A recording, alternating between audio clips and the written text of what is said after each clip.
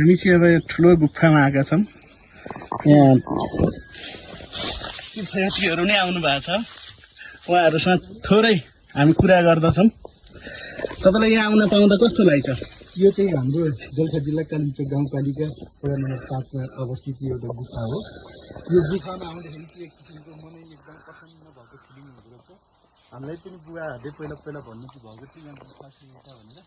आज चाहिँ विशेष यो गुफा अवलोकन गर्ने चाहिँ हामीले समय बितायौँ। त्यो भएर यो भित्रैसम्म हामी गएर देखाउँछौँ। पस्ने ठाउँहरू त हाम्रो यो धेरै नै छ। यहाँ यतातिर हेर्नु सक्नुहुन्छ यो प्राचीन कालदेखि यहाँ मान्छेले एकचोटि बसेको भन्ने चाहिँ बुझ्न सकिन्छ। यो भुइँहरू सबै बितेर चाहिँ यो मान्छे बसेकै जस्तो देखिन्छ। यहाँ चाहिँ एउटा चुबरी ठ्याक्क बनाएको छ। यहाँ खाना पकाएर खाने रहेछ। अनि यतातिर चाहिँ ठ्याक्क बिस्तारा उठ्याएर सुत्ने ठाउँ बनाएकै जस्तो रहेछ। पहिला चाहिँ विष्णु भगवान चाहिँ यहाँ बास गरेको ठाउँ पनि भन्ने चाहिँ एउटा दन्ती कथा छ। त्यहाँ पछि त्यो भगवान बसेको ठाउँ सुरक्षित हुन्छ भन्ने बुझेपछि यो ढुङ्गाको यस्तो एकदमै जोखिम ठाउँ हुँदाहुँदै पनि यहाँ मान्छे पनि बसोबास गरेको चाहिँ केही बुढापाकाहरूले भनेको बुझ्न सकिन्छ।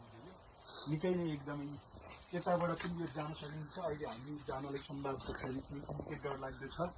यतातिर छिर्न पनि अलिकति डरलाग्दो भएको भएर यो निकै नै यहाँबाट गयो भने धेरै मान्छेसँग पुगिन्छ भन्ने चाहिँ देखिन्छ। तर यहाँ जान सक्ने ठाउँ चाहिँ त्यति सहज छैन। निकै नै एकदमै पहिला पुरानो खालको चाहिँ यो रहेछ। यो संरचना हजुरहरूलाई पनि एकचोटि यो राम्रो लाग्यो भनेदेखि एकचोटि हजुरहरूले पनि भिजिट गर्न सक्नुहुन्छ। दोलखा जिल्ला कालिम्पोङ गाउँपालिका वडा नम्बर 5 मा अवस्थित छ।